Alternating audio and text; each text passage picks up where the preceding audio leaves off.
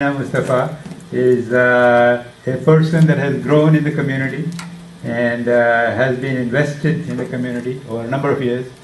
And most recently, she had a go at the political side with the Congress person, Mr. Quigley, and who was the incumbent, and she gave him a good race, and I think got a good experience also in that process. She was very articulate, and she has been on the radio programs many times also. Some of you might have listened to her, and she has brought a lot of validity to the process of the Muslim vote in this area, and I think that is important for us to remember that this is a long journey, and we are going to be on this journey for a long time before we get anywhere. So Samina is going to talk about some of the ideas that she has over the period of time that she has collected from her experiences, from her interactions within not only the Muslim community but also the non-Muslim community. So that is important for us. And I'm looking forward to her presentation and her sharing of her experiences. Samina, the floor is yours. Thank you so much, and assalamu alaikum, everyone. I want to, let's see, are we going to get a screen? Am I okay? You can see me? Yes. You can see me, all right? Okay. Do we have a, let's wake it up. Here we go. So my remarks this afternoon are going to cover sort of, I guess, four main buckets. I'm going to talk a little bit about my race. I'll also talk a little bit about long-term electoral trends that are not unique to this community. I'll also talk a little bit about some demographic specifics to the Muslim community. I'll talk about some recent races that happened outside of Illinois that I think have some lessons for us, and then some recommendations. I guess those are the four buckets. But I'll talk first about my race. I don't have a slide talking about who I am, but I'll tell you who I am. I ran for Congress in the 5th Congressional District. I challenged the incumbent, Mike Quigley. And the reason I challenged him and the reason I decided to run is not really a slide, it's a story. And what I found was in the lead up to the 2016 election, there were a lot of people who thought it was a foregone conclusion that Hillary would win, and I did not think she was going to win. And I thought one of the big disconnects was that the leadership of the Democratic Party, which I consider myself a Democrat, was out of touch with the voters, and they were not spending the time and the resources to reach voters where they needed to. They were taking their base for granted. And not only that, they didn't understand what their base wanted. And I felt like we needed new leadership in Washington. When I looked at the people who represented me and looked at the issues I cared about, things like immigration and healthcare, I looked very closely at Mike Quigley's record and found that there was a lot of dissonance between what the district wanted and what he stood for. Just very quickly, the district in the 2016 presidential primary voted for Bernie Sanders. If that tells you anything in terms of the progressivism of the district. I'll talk a little bit more about that, but that was one of the first things I noticed. The history of my work in the district is I've lived in the district for over 30 years. I've worked with nonprofits like Chicago Women's Health Center. I help them in my function as a commercial real estate broker. I also have volunteered with big entities like St. Joseph's Hospital. I helped elderly patients there. So I have a long history in the district. My parents who are here have lived in the district for over 40 years, so I know this district. There's a lot of people who are like, why don't you run in the 6th district, which is Peter Roskind's district, or in a district where there's more Indians. The 5th Congressional District is 82% white. Something you should know about our congressional districts, they're gerrymandered by party and by race. That's just the nature of the beast, and it's a problem that more of us should be aware of, so we can speak up about it and combat it. Oh, it's gone? Yeah. We lost it? Yeah. Okay, so I'll start using the slides then. So this is a map. I know the color here is a little bit off, but you can see the outline of the district and what an odd shape it is. None of these districts have a logical shape. It goes all the way from Lincoln Park at the lakefront, right here. How do I use the pointer? Is it? In the middle line. Yeah, there we go. So there's Lincoln Park, goes all the way, captures O'Hare, and then comes all the way down to Hinsdale and Oak Brook. So it's a huge job. It's 250 square miles. And the history of the district, I'll tell you a little bit about that. Let's see. In the last 100 years, there was only one Republican elected to that seat. It's a very Democratic district. It's known as a D+20, which is the Cook Political Report does an index for all the districts in the country versus the last election. So you can see it's very much a district that's Democratic, and that's per ballot PDF. Sorry, I don't know how that got cut off. There were some pretty well-known office holders in that seat. Dan Rostenkowski, for anyone who lived in the city of Chicago, might have remembered that name because he was a very prominent man. He was the chair of the House Ways and Means Committee, which is a very powerful position, but he ended up getting indicted for mail fraud. So he went to jail. And that's why that gentleman, Mike Flanagan, actually, the first Republican to get that seat, got that seat. That was the one Republican in the last 100 years. And it's getting cut off a little bit, but the next seat holder was Rod Blagojevich. I think some people in this room know that name. Also went to jail. And then you have Rahm Emanuel. Rahm Emanuel left that seat when he took the seat or the position to be chief of staff for Obama's White House. And then there was a special election. There were 13 challengers, and Quigley won. There was 55,000 total votes cast, and Quigley won with 12,118 votes. That's how we won the Democratic nomination. Another fun fact about Illinois politics is at the federal and state level, you don't need a majority, you need a plurality. So you could get 10% of the vote, and if you get the most, you get the nomination.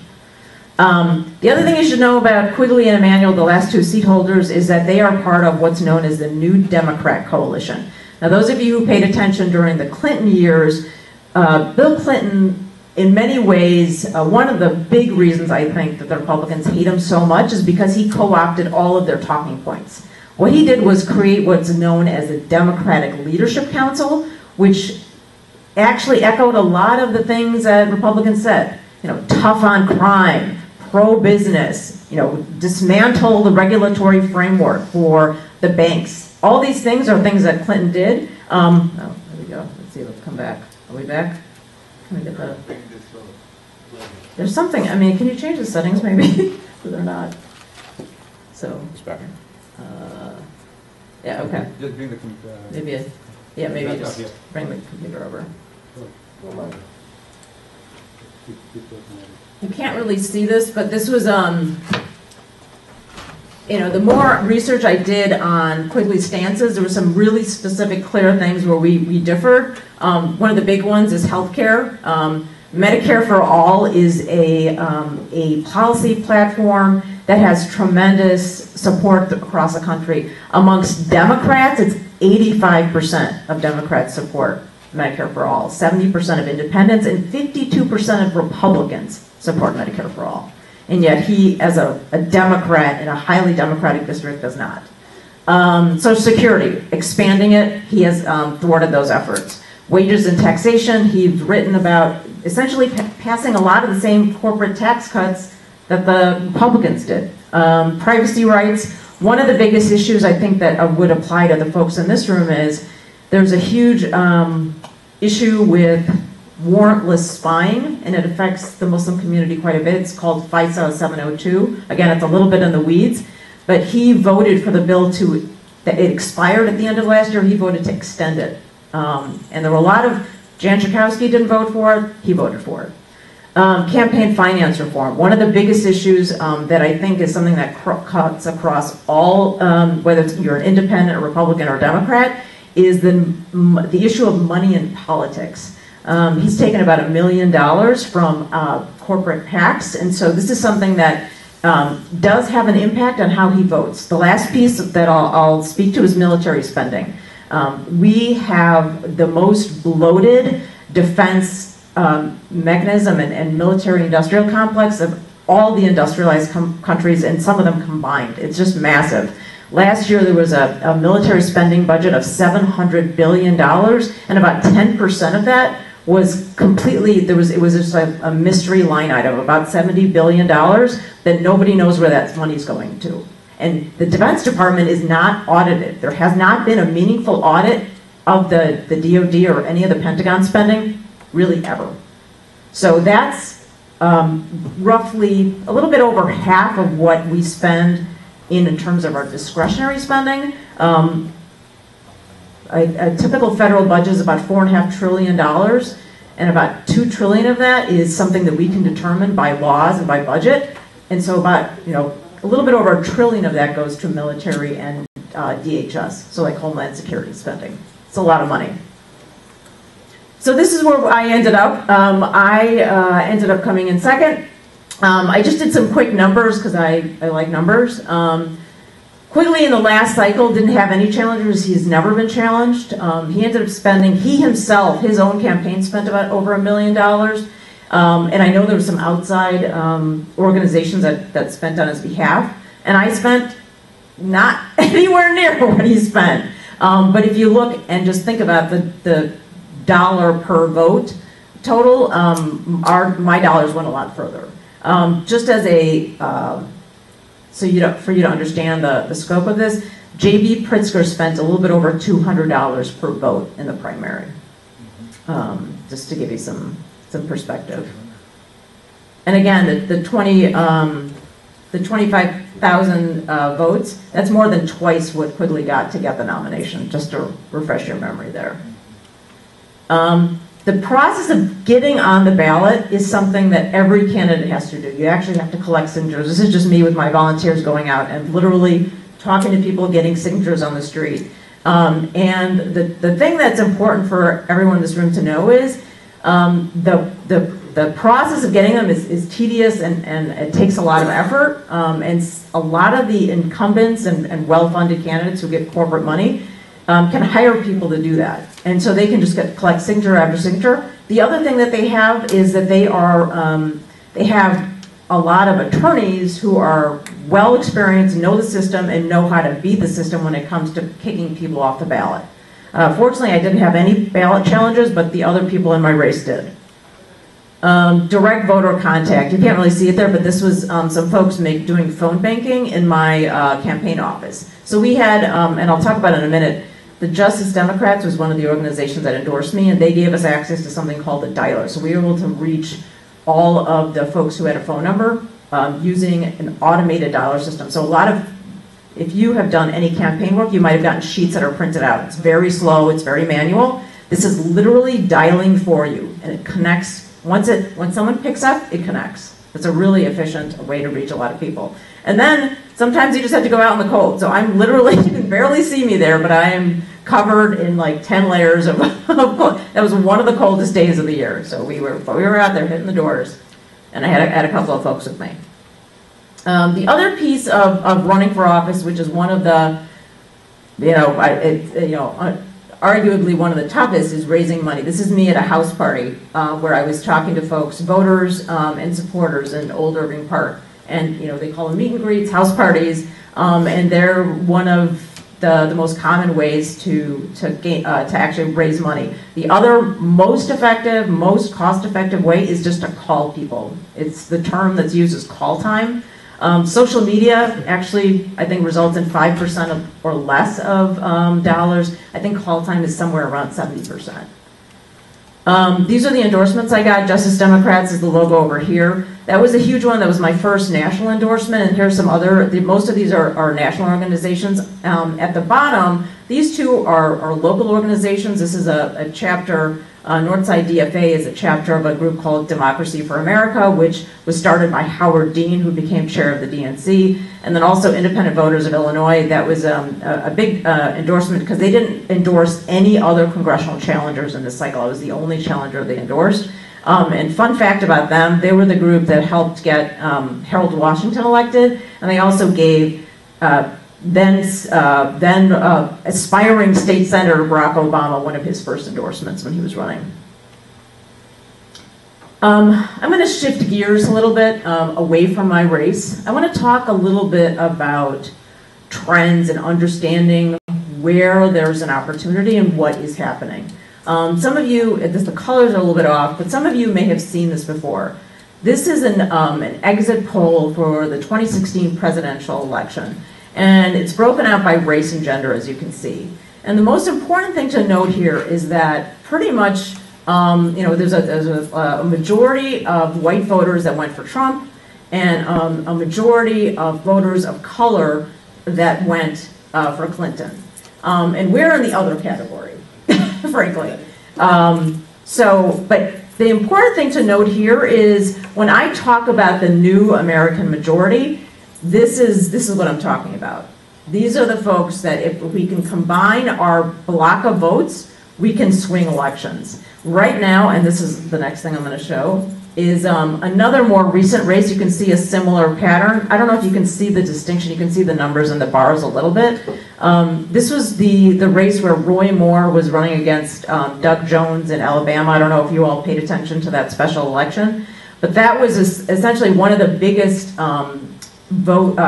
elections that happened sort of post-2016 election where the Democrat was successful. John Ossoff was the other one that was watched very closely in Georgia 6, but obviously he did not win. But this was, again, this was even more stark, where you had white voters breaking for Roy Moore and black voters going for Doug Jones, and they were critical for his win.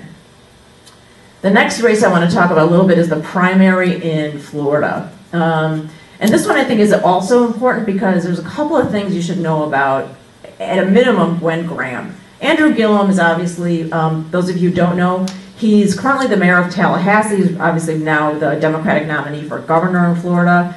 But he was running up against a lot of establishment pushback.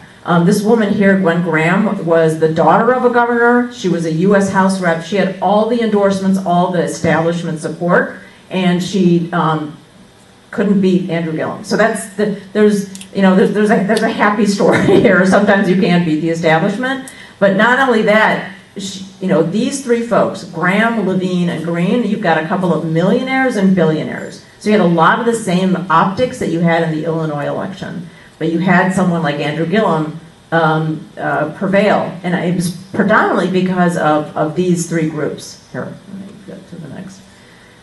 So again, just a little reminder how much was spent. So this was the Republican nominee who did not prevail. Adam Putnam spent almost $25 million, if you can see these numbers. Jeff Green, who was a Democratic candidate, spent $22 million. And here's Andrew Gillum. He himself didn't even spend most of this bar. You can't see the color. Wasn't even his spending. An outside group helped him. He spent maybe, I don't even think it was $500,000 on TV ads. And if you can imagine a state like Florida, which has many television markets, it's a very expensive state to run in. But this is why he won. He won because of black voters, younger voters, and progressives. And these were the sort of the three, I think, factors in his victory. This group called the New Florida Majority, which is actually doing a lot of work around mobilizing voters, educating voters, and getting them out. Black Voters Matter is doing a lot of the same work. And like him or hate him, Bernie Sanders came out to Florida to campaign with Andrew Gillum and really mobilize the progressive bloc for him. And you're probably thinking, how does that affect us? How does that affect the American Muslim? The Pew Research Center does some pretty good, robust study of American Muslims. Again, apologies for the colors aren't really showing up here, but you can see some important things. Look at the demographics of our community. And I know that this number, the Latino number, is going to be continuing to grow. But there's some things that we can take from this information. One, you've got a lot of people of color. It's essentially a majority minority religion. You have a lot of people who are immigrants, and so it in many ways fits the pattern of some of these coalitions that have been critical to victories in some of these other states, and it's been it fits that pattern. The fact that we are such a diverse community is actually one of our strengths. So the white you're showing, that includes all the Middle Eastern? So that's a good question. I'd have to look and see how they disaggregated it, and I would say that's a likely assumption. Because we don't have 48% white, Caucasian white. Yeah, I would say that's because by the last census, the Middle Eastern were counted as white. They weren't pulled out. That's This, a surprising number. yeah, 41 in white. right. Ooh. Yeah. But if you look at that foreign-born number, that sort of suggests what you were just asking, right? Now, here's some more information about party affiliation. And the independent number is fairly high, but I think that a lot of folks are generally, you know, when you ask them to sort of pick a party, it could be an education issue, I wonder in some cases, but that being said, I've had many people come up to me and say, I think of myself as an independent, but I generally align with the Democratic platform.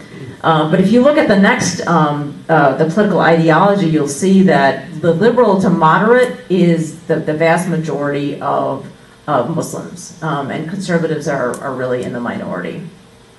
And then if you look at that last table, or that last bar chart, you'll see that a supermajority of Muslim voters voted for Hillary Clinton.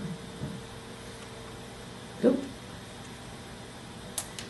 This is another, let's see, let me make sure I didn't skip something. This is another important slide about Muslim voting patterns. Now, I personally was talking to Muslim groups throughout my campaign, and I distinctly remember going to a mosque and asking the question, how many of you are eligible to vote?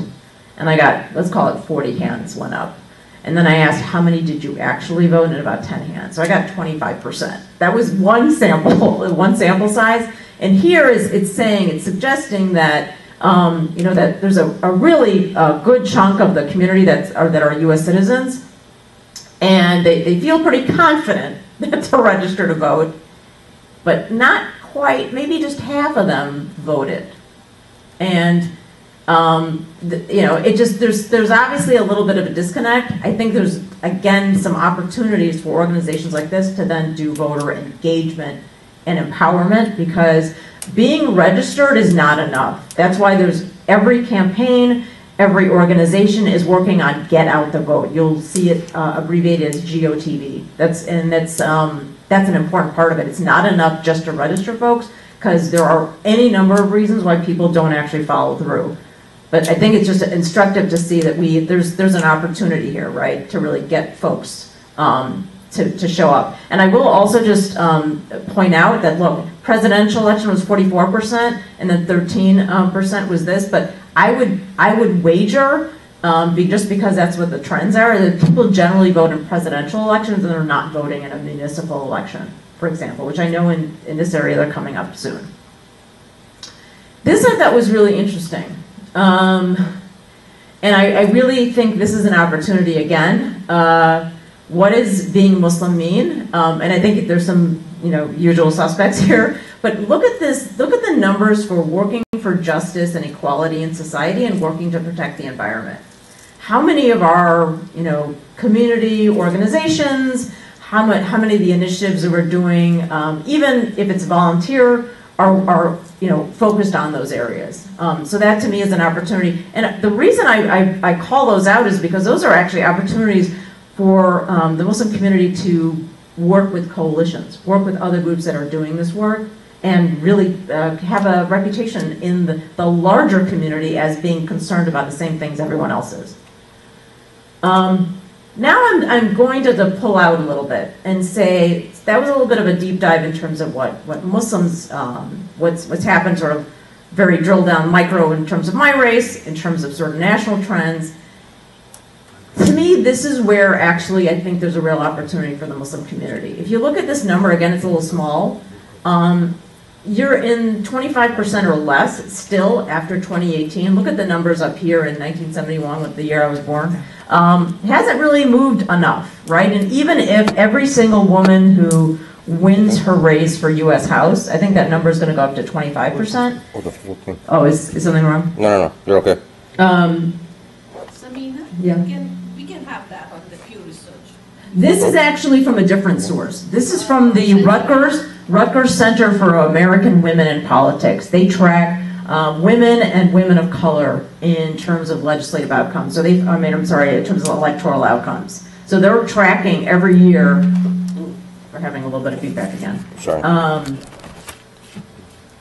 where we're at in terms of gender equity. And the reason I bring this up specifically is the question I would have for the community is how many organizations have women on their boards? How many organizations are doing, collaborating with groups? And I'll talk about some potential groups to collaborate with. To me, this is where, victories like Rashida Tlaib and Ilhan Omar are terrific, but they are, we don't want to wait, another, 20 years to get more folks like them in office. Let's see. This is another trend that I wanted to share with you because I know a lot of you always are worried about the youth and think about the youth all the time. There's a really fascinating study that I encourage you to look at. It's Gen Forward. It's actually housed at the University of Chicago. And they're doing a long-term study of a cohort of about, I think, a little less than 2,000 millennials. And it's pretty good. They have a pretty good chunk in each demographic. So these numbers are actually pretty meaningful. And the reason why I bring this up is that this is the favorability of capitalism and socialism by race. With really kind of one exception, the Latinx community, you're seeing sort of like kind of a creeping up of you're seeing younger folks saying, "Hey, let's try socialism." The stark exception is over here. So where you're seeing, perhaps people who are feeling marginalized, people who are feeling discrimination, perhaps dealing with wage issues and are hoping to unionize, are having a different stance towards capitalism. So this is something that again will impact how voters, younger voters, will respond to platforms like Medicare for All versus someone saying, I want to defend the Affordable Care Act, and what will that inspire them to come out to vote for that person. So there's a through line there. These are just some organizations that I've done work with, and I call them out because I feel like one thing, if there's one theme that you should gather from these, is that none of them are particularly Muslim focused, but they don't have to be they don't have to be sort of anti-Muslim, as it were. I'll give you an example. The Chicago Foundation for Women funds an organization that some of you might be familiar with, which is Heart Women and Girls, that helps, it's a Muslim-led organization that helps women and girls on the issues of sexual violence. But again, they fund a lot of other organizations. They're a community foundation. SAPRI is a South Asian policy organization. This is one that, we have a lot of physicians in our community. This is a group that's been advocating for single payer for Medicare for All, specifically for many years. And so these are just, again, some organizations that I've been a part of. And so in many cases, I'm the only Muslim. I can say with confidence at the League of Women Voters of Chicago, even though Chicago is a third Latino, a third Black, and a third white, and we're in the other category. I am the only Asian. I'm the only Muslim in the entire group. We did a survey, and I'm the only one. So I'm saying, like, there's opportunities to show up in those groups, and I think it's important, even in nonpartisan groups like the League that I'm on the board of. I'm also the only woman of color on the board. Is that's where, the League is sponsoring a mayoral forum. I think it just happened, they co-sponsor the gubernatorial forum. So they're showing up in every space when it comes to electoral politics and even between cycles. So there's one South Asian social justice. Yeah, so this is, SALT is one of these social justice organizations. They're headquartered in DC. The women who were in that WHA vote into Congress, the activists in there, they were from part of the South Asian. So SALT has a couple of different components. They themselves are an entity, but they have something called their convening organizations. They have a coalition of groups, and so groups like I believe Upnagar is part of that. Asian Americans Advancing Justice is part of that. I should have had Asian Americans Advancing Justice on here too, so that was a mistake. But that's, it is, it's right there. So like they're part of SALT. So these, and SAPRI as well. So these groups actually work together. So even though SALT doesn't have a local presence, they essentially work in tandem. Here are some groups that I think are opportunities if you were looking to either, let me take a step back.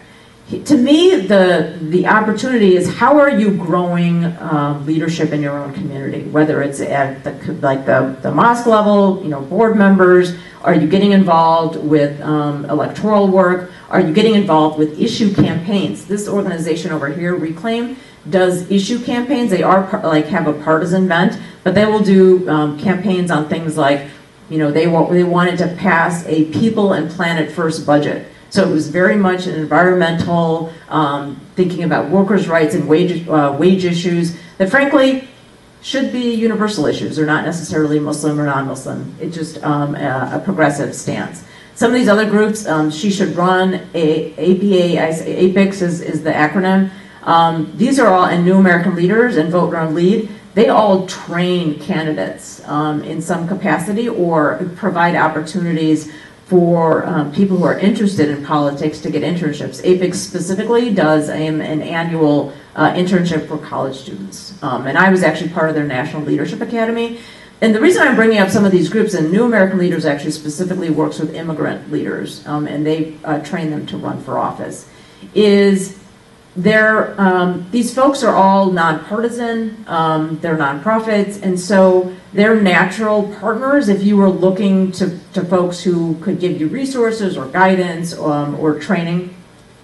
Some of these are other ones are a little bit more partisan, like the Democracy for America, Illinois for All, and Our Revolution are definitely partisan. Indivisible is a more loose organization.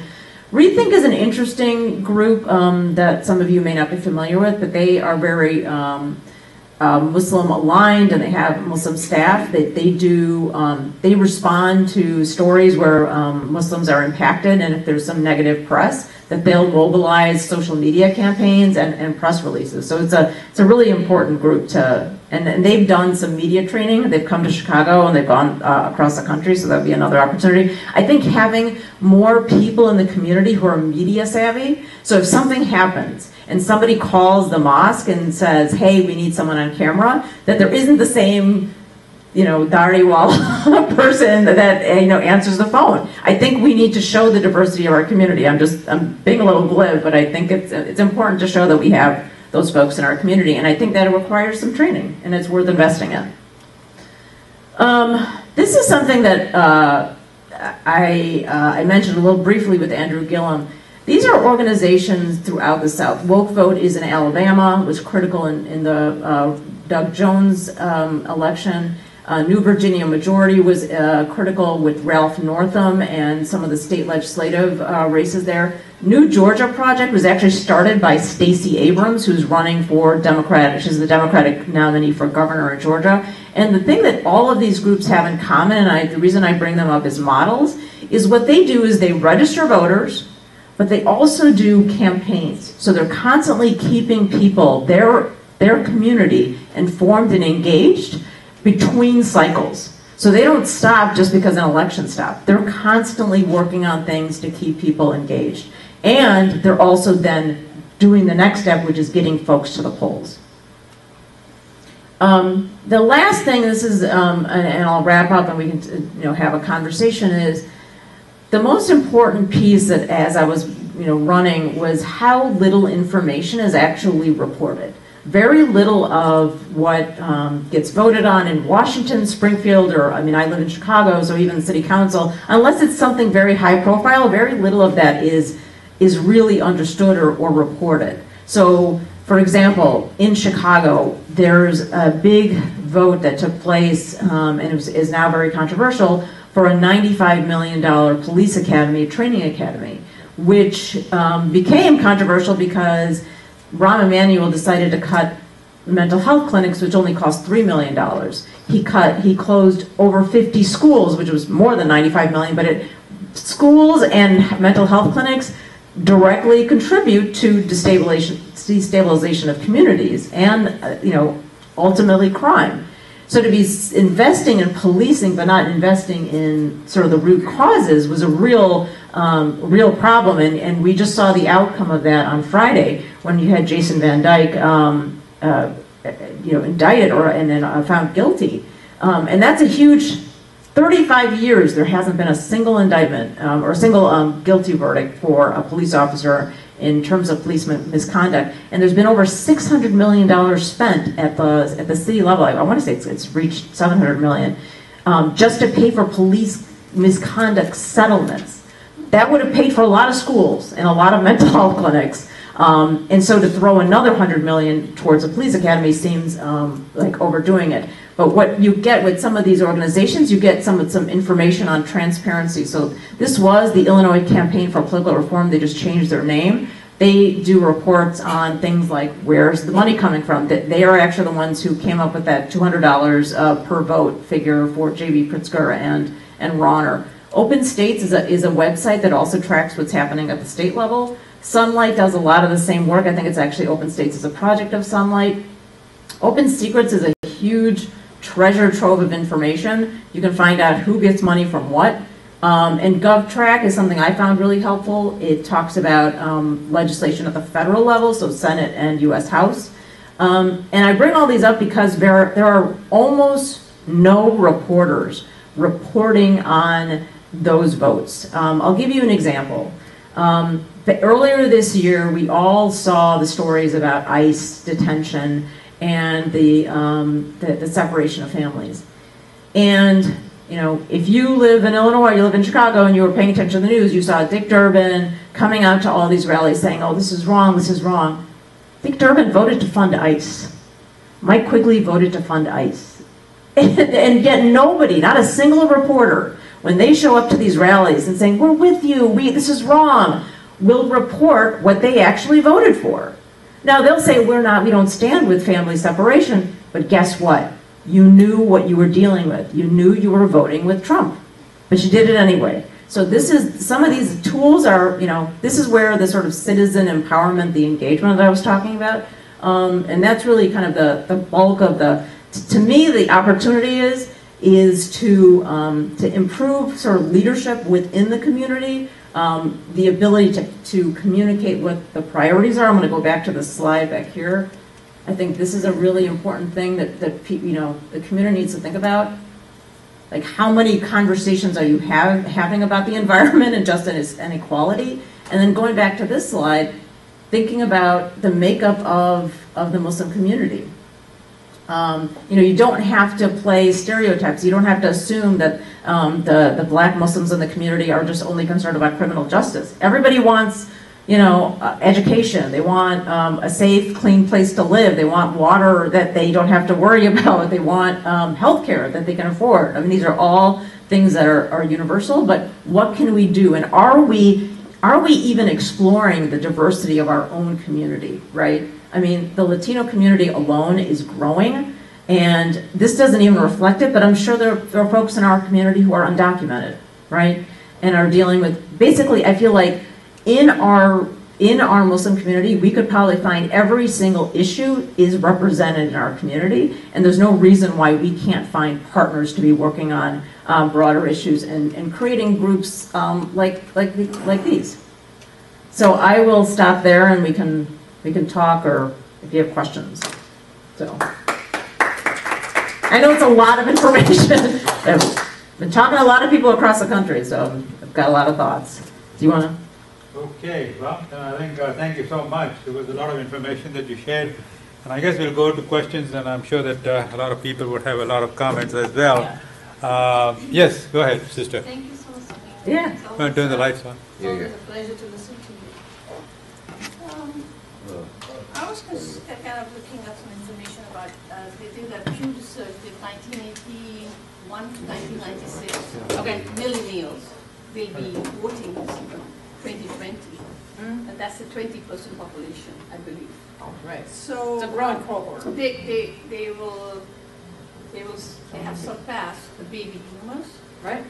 So moving forward, what do you see with all that those young people, you know, after Right. this shooting in the school, Right, I from the high school, and all these young people, you've seen them talk, and they said, we will take back our nation and those kind of things. right. So what do you see them, will they kind of tip the scale in some way in making a nation more Progressive? progressive? Yeah, I would, yes. Yes, I think so. Just this chart alone tells me that that's the case. And again, this was just one slide that I found really fascinating, just from a racial perspective. But there are a lot of other charts in this Gen Forward survey that are equally interesting. And I think in general, things like, you know, sexual identity, gender identity, all those things are just not as, they're not as like sort of powder keg issues for younger voters. Those are things that are sort of presumed. Things like gun reform. Those are things that, like you said, they're dealing with it in real time, and so they're not, there's no equivocation on their end. There's other issues that are a little bit specific to their demographic. Things like student loan debt is a huge issue. You know, student loan forgiveness.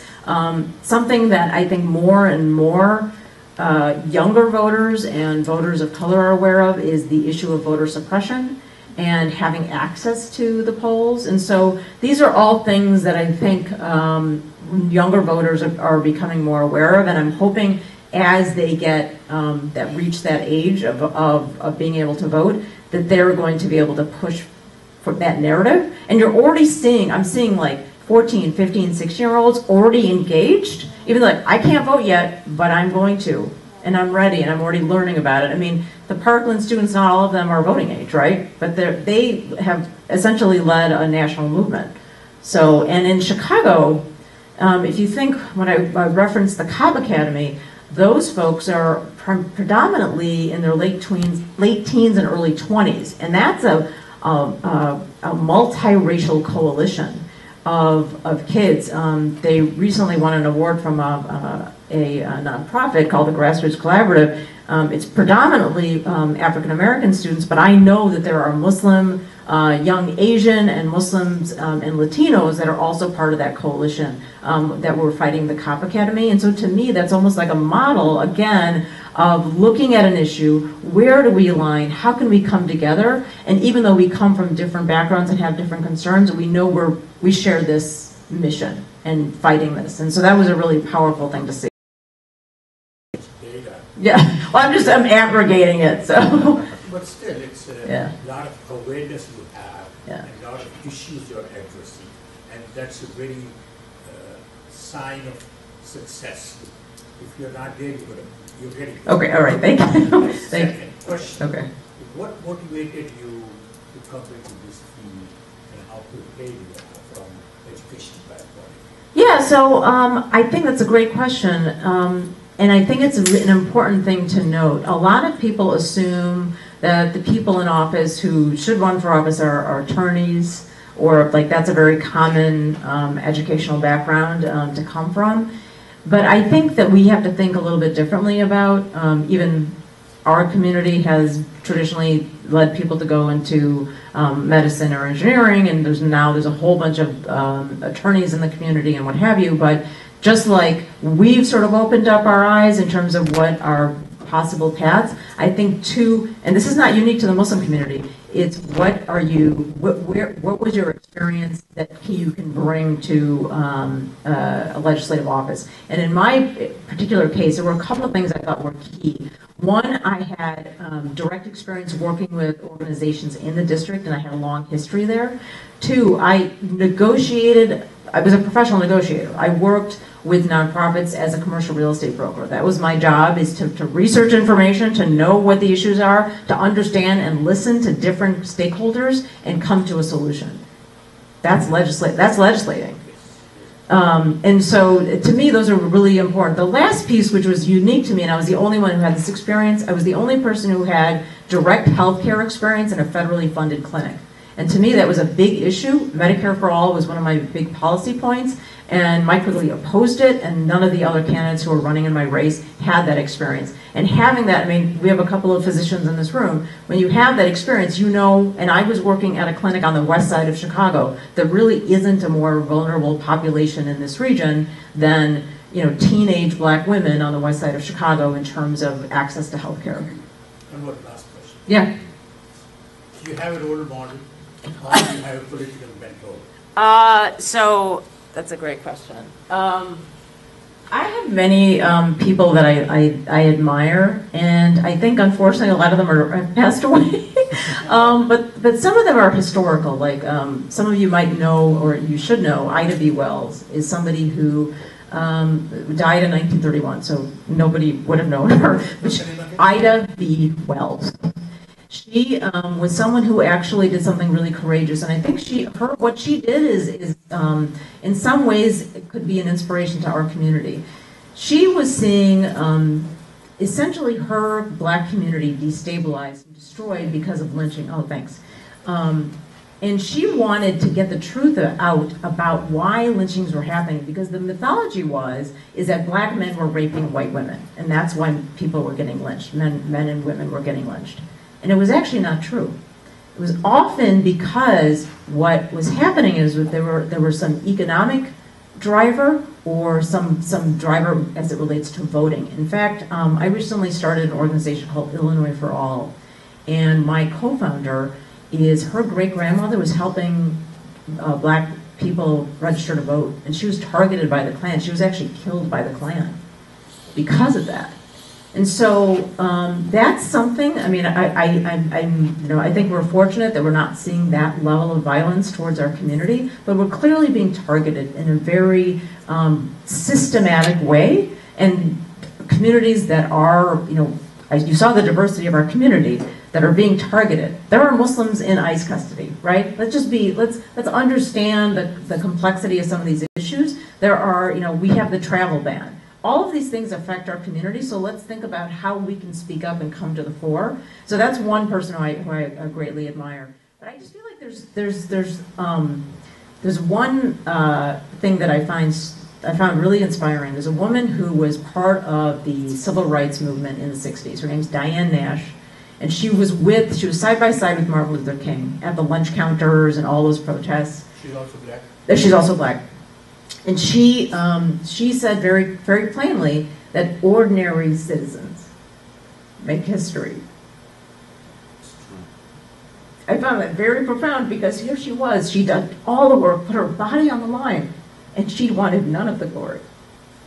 So and she's still alive. She's 81. She's very frail, but and that to me, that's what we need. We need people. So I've spoken to her. What I'm saying is, as models, we need people who are bold and unapologetic and fearless. We also need people who are humble. It's threading the needle, because there are a lot of people who, unfortunately, I will say this as someone who ran for office, so I can say this, who are not. Their intentions are more self-interest than the community, and so we have to. And it's not always clear who those people are, but I think that's why if you collectively said, okay, we know we care about this issue, and this issue, and you were steadfast in that commitment, then you're staying hewing to your values. And it sort of doesn't matter who the person is. I always say, forget about the personalities, focus on the policies. And the people who do that, I think Bernie Sanders actually does a very good job. He got Amazon to raise rates on all of their workers. That's a huge coup. Like him or love him, or hate him or love him, he did something that nobody else has been able to do. Jeff Bezos literally makes millions of dollars every minute, and he's not paying his workers. It's wrong. And so those are the kinds of things that, like, the bold fearlessness that we need. That's the moment we're in. Plus also the bar of the models kind of goes up that way. Yeah, and again, it goes back to how should I put this? Where if you are showing up for other communities, or if you're making your values clear and you're putting your resources and time behind it, then people start to see, oh, that's what your community stands for. I always think of the Montgomery bus boycott in the black community. Again, we really need to look at the civil rights movement in the black community and for some good modeling here. That happened and that was the catalyst, but I've talked to civil rights attorneys and they said, I really think the Muslim community is somewhere where the black community was in the 40s. We haven't had our Montgomery bus boycott moment. We haven't had that moment where we mobilized. People mobilized for us. The people at the airports, most of the people at the airports, it wasn't us. It was people who wanted to help us, which I thought was really powerful. But we need to be there for those groups too. So I think that's the lesson there. That's the opportunity. It's not, don't feel bad about it. It's just something to do. I don't take over the question. Yeah, okay. But one more thing is, you mentioned Asians, Muslims, Asians. Right. How about non-Muslims from this Indian subcontinent? How do they react to us? Right. Who are working for us and against us? Yeah, I think that is something that's really important to tackle. And SALT, the organization I mentioned earlier, is a South Asian, it's a pan-South Asian organization. And they work on this very issue of Islamophobia within South Asian communities. And so without kind of going into it, there are groups that are actively working on it. There's a group called Sadhana, which is a progressive Hindu organization that is specifically addressing this. So I know we're probably, some of the folks in this room are still remembering the World Hindu Congress since it just happened a few weeks ago. I actually saw Raja that weekend and I told him, this is unacceptable. And I said, the Muslim community is not pleased with you. And this is, you let us down. You didn't need to be there. But we had obligations problem. Yes. Look, Tulsi Gabbard made a statement, she didn't go. Yeah. Ram Villavalam made a statement, didn't go. Right. There were two other legislators, one from North Carolina and one from California, that were at this meeting that I was at of South Asian leaders.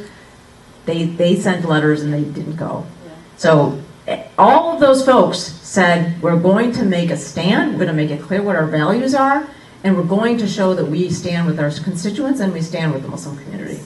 So they did that. Yeah, Zafar Bhai. With Raja about the same issue. Yeah, can we take that? We had it as an issue and we talked about it. He said, I need to represent the Hindus and I am going about that. So at the end of the conversation, I said, to my dying breath, I will defend your right to be wrong. I go there, I disagree with you, but still, as intellectuals, we can at least have a conversation. Yeah. This is why this is where the Muslim community is not happy with you. Right. You have to do what you have to. Right. The chips may fall where they may. You have to deal with the consequences. So Yeah. in effect, in furtherance of that, we have a meeting on the 17th. We're going to have a dialogue with them as to where we are, and they need to go. So we're going to have a dialogue. Yeah, and do we still have the slides up? So Samina, I think one of the questions would be that you've seen the problems on our side, Right. and the Hindu community has overcome those problems, like we were just talking about. And if they can overcome their problems, what did they do right? And on our side, are we critiquing ourselves in a significant way to finding out why we are not making progress, right? And you have said that only 10 people went to vote, Right. out of the people that you saw and all that kind of stuff. So is it an organizational problem for us, or is it just an apathy problem for us? Because I think one of the things that I will kind of come back to your opinion on this too. Several years ago, I think there was an organization that the Arabic community wanted to put together. I'm forgetting the name. Zohra, you probably remember. This was, they were wanting to put a hired person in the organization to be able to work. No, not Impact. It was, I think, Yasir Tabara and then Alan Jabara and all those kind of people. And they could not raise $34,000 for one person to be hired to be able to be the backbone for this organization to make it run, right? Our organizations are not going to work on volunteer basis. Is that a problem that you see? I mean, I think you have some very resourceful people sitting, even in our communities that we have these conversations with, but the commitment is not there. And why is it not there? I'll say two things, or there's a couple of thoughts. I had a couple of thoughts as you were talking. One, I think we have an education issue. I think there's still some people who are either uncomfortable with being involved in the electoral process or feel like there's some religious reason to not be involved, or perhaps understandably are a little fearful of either being openly supporting political candidate in this climate, because it sort of puts them, might make them feel vulnerable. So I'm sensitive to that. I'm not going to ignore that. I think that's a conversation to have. I don't know how many people are fit in that category. Maybe it's immigration status, maybe it's because of their work. It could be any number of reasons that they feel like they have to be a little silent. The second piece is I've seen a couple of the groups that you're describing pop up, and very few of them are, how shall I put it, represent the diversity of the community. Even now, there's a group that's sort of burgeoning, and as far as I can tell, it's almost all South Asian. And so to me, I'm looking at that, I'm seeing like, yep, that's the same path I've seen in every organization. Now they might go ahead and raise some money and be able to do what you're describing, but I think if you're not bringing in those different elements of the community, and I think one of the biggest causes of that is, frankly, we have a schism in our community between the immigrants and the sort of native-born Muslims. We have some really, and I think we have to be really honest about this, some of the racism within our community, and specifically anti-black racism. I remember, and I can't remember when this speech took place, but I think Sheikh Hamza Yusuf made some remarks at a big convening, and he was talking about black-on-black crime, and there were a lot of black Muslims there, and I said, what are you talking about? You're talking about things in a way that's so reductive and frankly offensive, and yet he is a big leader in the community. So we can't, we have to have our leaders speaking in a way that's inclusive and informed. And without having those folks taking that leadership role and speaking that, you're going to have a hard time with that education piece that I mentioned earlier. Right. The last thing I'll say is more anecdotal. One of the first meetings I had was with somebody who's very active in the community and very, very versed in the political realm.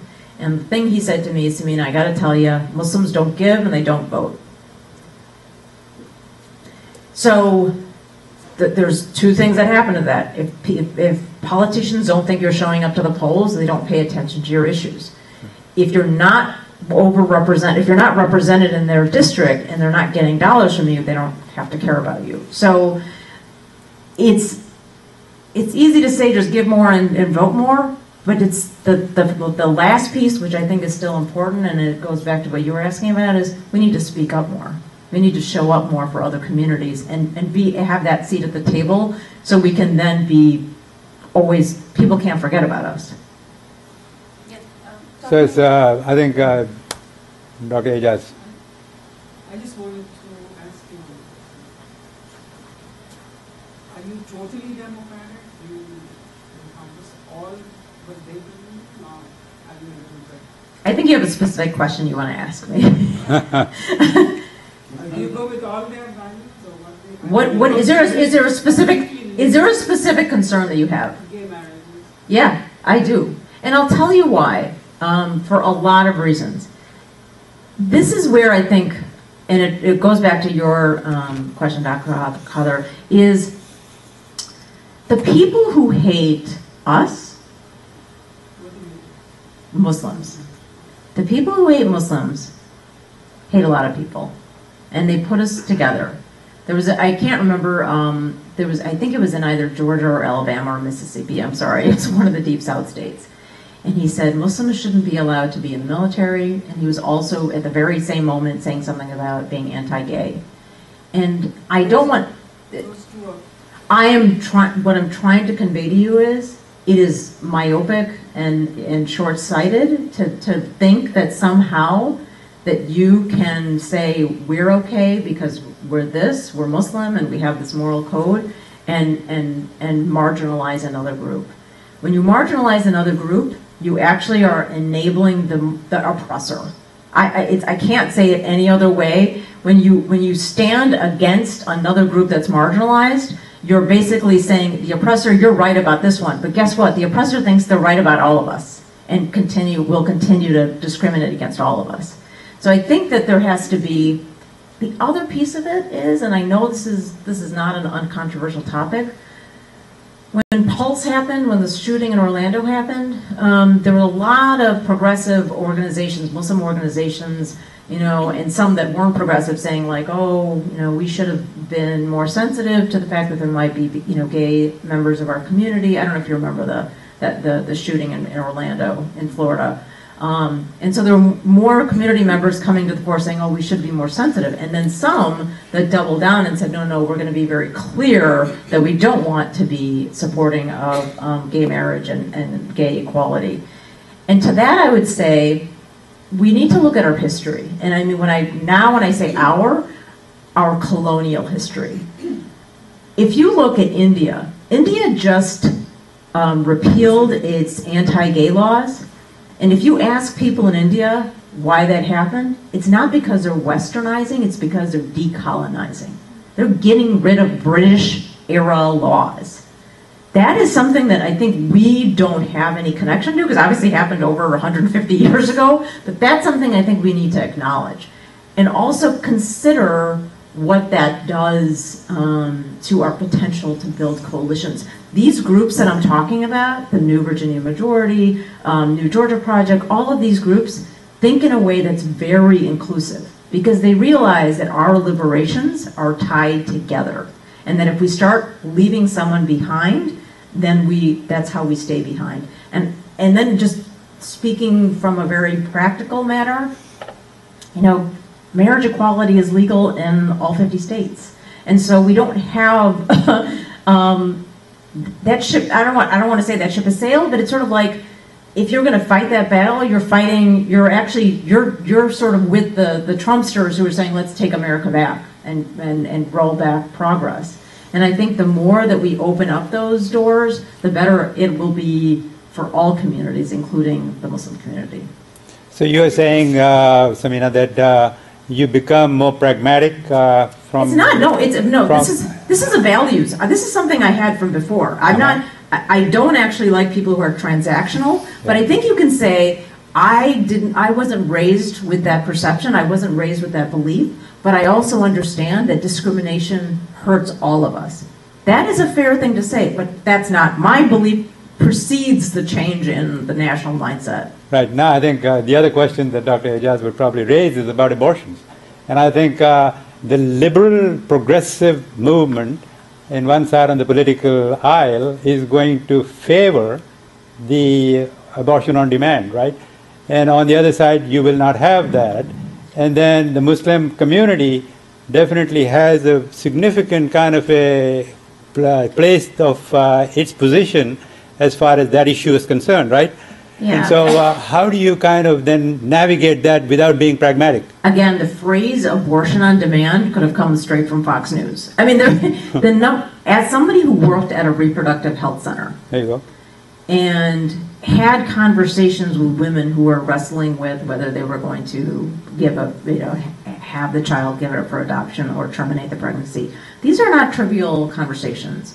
And these are not people who are literally saying, oh, I'm just going to get pregnant, and oh, by the way, I'm just going to... That is a mythology that again, is about education.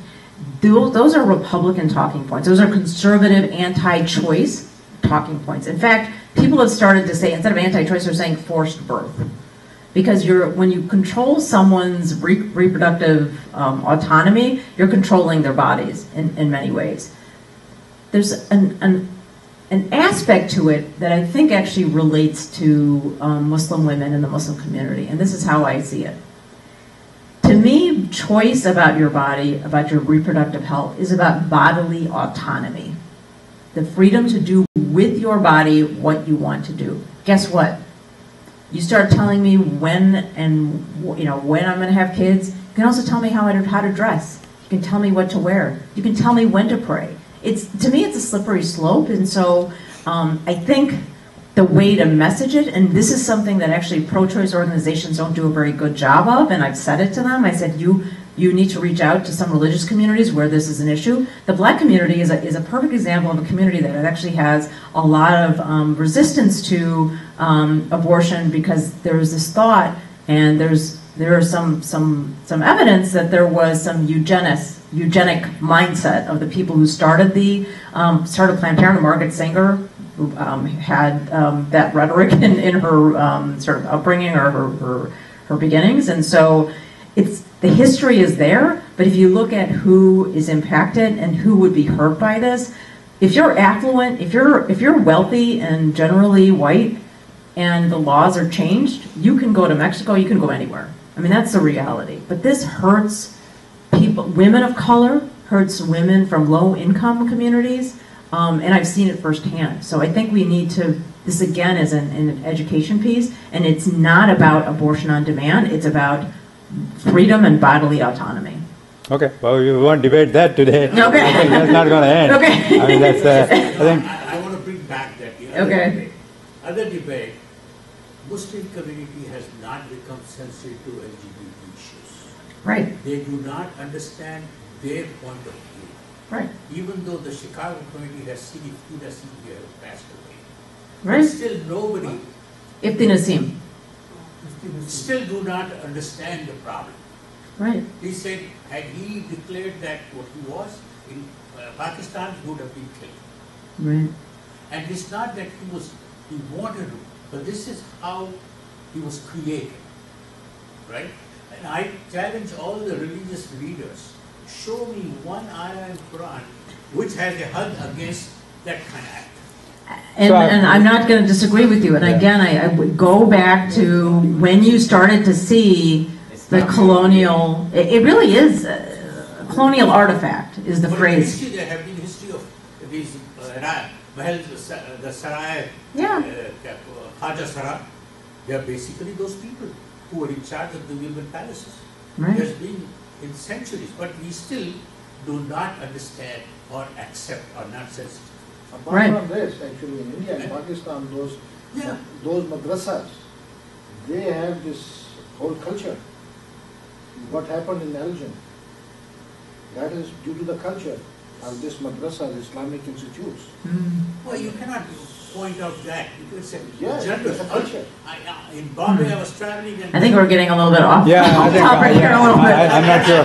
I think we're going to move on. You have taken a good step, and I appreciate it. Again, I want to think I want the community to start learning about it and considering that the opportunity is to mobilize with communities that are also marginalized and see how we can fight for our shared liberation. So you said shared freedoms. two things that you said, I think, pertain to the way forward. One would be education, and that you're saying is voter education primarily, Yeah. right? And you're talking about, I think, there should be organizations within a Muslim community should talk about maybe education in terms of civic education, maybe. I Yeah. think a lot of Absolutely. There's very people little don't- civic education in the schools. Right. Civic responsibility. And I think, again, these issues, like these controversial issues that we are talking about now, that, social issues, those are not talked about. We don't talk about these issues in the masjid, and where are we going to talk about it? Outside the masjid, nothing is happening either. So organizations need to come about, which are going to talk about immigration, which are going to talk about healthcare. I mean, you know the healthcare problems in this country as much as anyone else, and how many times do we talk about them? No? Right. We don't have any understanding about, what are the options in terms of health law that we can be involved with. Why are Muslim community members not involved with the politics of this country is the question that I raised. Right. And I think part of that you said is the educational part. And I think even when the education is done at a very superficial level, where is the depth of education in terms of focused areas? Munir Bhai is in the food industry, right? He would be the person that can probably talk about what is it that we are doing right or wrong in the food industry. And obviously it's a big industry. And it controls all the nutrition, kind of values in our society. Why is it that our kids are so obese? And why is it that these problems are not being handled? Again, policies are, the policies that are taking place at the school level, correct? Right. If we are not educating ourselves on the healthcare side, again, Dr. Ghafoor is a practicing physician for a number of years. Ejaz is also the same way. And they have experienced, as you have experienced in the family planning kind of a side, they have experienced in the private practice side. Do we make the time to go and talk to our politicians about these issues. Yeah. And if we don't, then I think things are not going to change, right? No. I mean, I think our times are gone, but I think the times of the new people, the new generation that is coming up, are they being motivated to do any of that kind of stuff? Now, did you see any of that happening in the Hindu community as a contrast to us? So Did that I'll tell happen? you what I did find when I was running, and also more recently, is one of the visits I made during my campaign was to the Mandir in Bartlett. And they have a very active civic engagement and political outreach committee. And so they're constantly having candidates, electeds come through, and they're having conversations to talk about things that they care about. They're not heavy-handed about it, but they also gave me an opportunity to speak to the women of the congregation. And so that's something they do regularly. It's not something that we're concerned about or confused about. I remember specifically when I came to the MCC dinner last year, and there was some confusion. Can a candidate speak here? We're not sure. Yes, you can. Yes, we can. We can speak because you're not endorsing us. There isn't a single candidate for major office, president on down, who has not gone to a black church. That is totally legal. The church is not endorsing you. We should be doing the exact same thing. We should have, I know we have some interfaith and outreach groups. We should have political outreach committees at every single masjid. And, you know, ideally, I'm not sure if it's CIOGC or what group would be the sort of, that house that activity to coordinate it, but those are the kinds of things that should be happening all the time. And so they know that you're a group to listen to and to be reckoned with, and that you'll turn out votes. I will tell you that more recently I went to MCC for their annual Interfaith Iftar, and it was interesting because I know the year prior, the man I challenged, Mike Quigley, was invited last year, and he was invited again this year, and he didn't show up. He didn't send a representative. And so it's like, he came last year when it was sort of the run-up to the election, and he didn't come after the election. So it's like, those are the kinds of things that, you know, we should be noting, and we should take stock of. Anjum, who you know is my cousin, said when she did coordinate that visit with Quigley last June, that it was very difficult to reach his office. But again, is it difficult because he's difficult, or is it difficult because we're not important? And so that's something that as we keep doing it, they're going to say, oh, these folks are persistent, and then we can say, like, oh no, this is a group, this is a gentleman who will never respond to us, or this is someone who's super responsive, like a Jan Schakowsky, who, had we invited her here today, she would have sent somebody or she would have come. Like, and is she perfect? But she's incredibly engaged in the community, and I know she was at, SALT did a forum yesterday in Niles on immigration. She spoke there. Right. And so not every elected is created equally, but if they don't know about us, and if we're not pushing them, and we're not creating a space for them. The other piece that I will say is that it goes back to sort of the religious imperative. There's a lot of people say, I don't give money to anything but the mosque.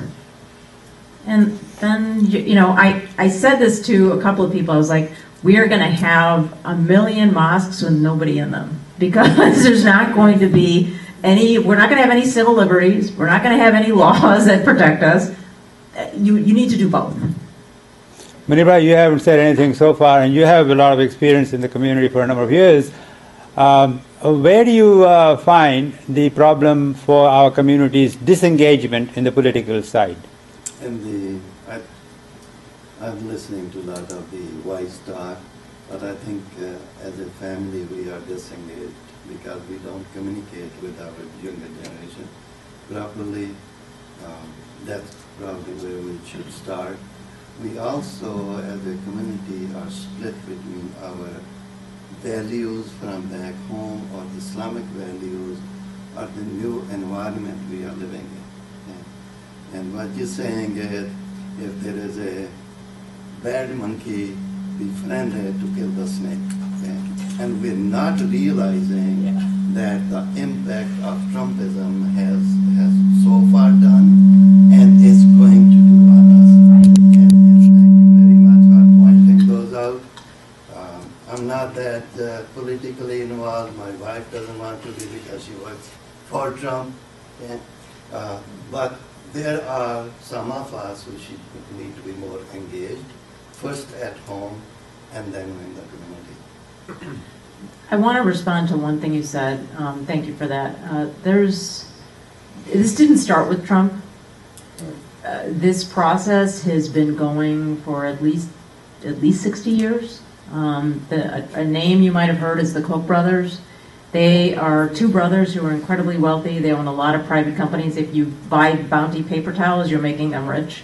They own a lot of companies. And they and a consortium of like-minded donors have created not just political action committees, they've actually created universities, think tanks, publications, people who appear on Fox News and CNN and CNBC. They have an entire network of people who are now experts and sought out for their opinions on conservative issues. I'll give you a perfect example. Recently, about a month ago, there was a report, or maybe a month and a half ago, a report released on Medicare for All from the Mercatus Center.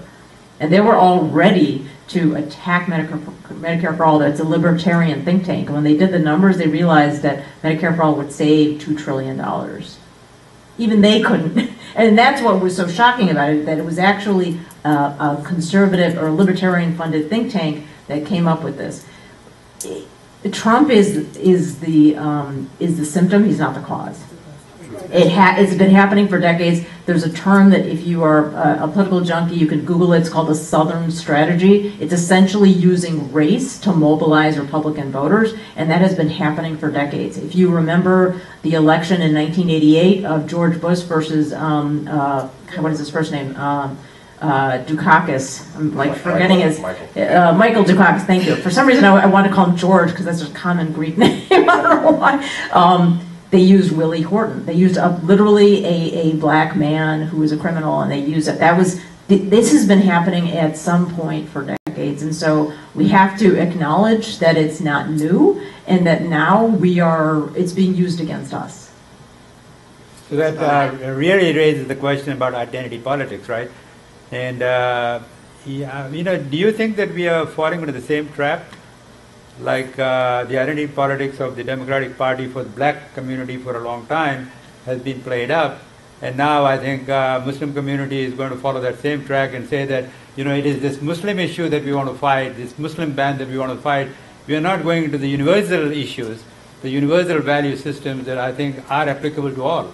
Yeah, so I think it's a more I'm going to try to give a simple answer to a complicated question. Identity politics is a phrase that is bandied about a lot, and generally it's used as a pejorative, that it's a negative thing. That basically, like, oh, if you're a black woman, I'm going to vote for you because I'm also a black woman, or somehow you're going to be more sensitive and better on those issues because you're doing that. And what unfortunately has been the case is that both political parties, am I not in the frame anymore? Both political parties are actually using it in a very cynical way. So, for example, in cases like Ben Carson, he's a black man. He's terrible on housing, yet he's running. But it's like, oh, he's the black man. He's going to run housing. That's the Republicans using it in a really cynical way. Tammy Duckworth is someone who I think a lot of people thought, oh, she's an Asian woman. She's going to be more sensitive to issues on immigration. And I talked to immigration advocates, and she said, no, she's not good on it at all. And so, I mean, that's where identity politics is used in a cynical way. You put someone there, and you think you've checked a box, but you're actually not doing anything in terms of actually changing the outcomes. And so, to me, the problem is that you're actually, that is when you're using sort of identities in a cynical way, and that's why if you pull back and you say, no, let's figure out what values we share and what policies we can push forth that are grounded in those values. And so it's not about I'm Muslim, you're Christian, you're Jewish, or Latino, or black, or Asian. It's we all will benefit from a more humane immigration system. And that, that sort of pulls it out. Identity politics is something that I feel like is often used by anyone who is white against people who are not white, because it's a threatening thing. Because it's sort of like they're seeing the demographic changes in our country, and they don't like what they're seeing. Dr. Kapoor, you have been kind of observing this scene quite a bit too, and I think do you also kind of see this identity politics problem being paramount in the reason why we are not so engaged politically? Because I think we have so many masjids that we have built, right?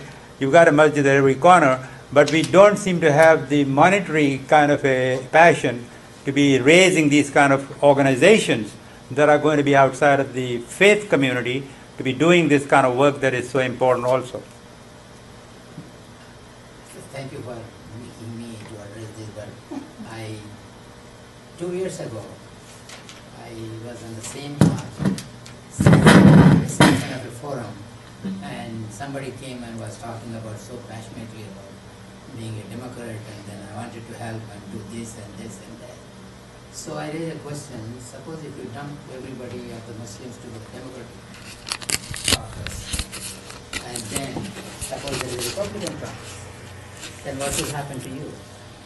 So I just gave you some analysis. I said, see, there is other community like us with a small community.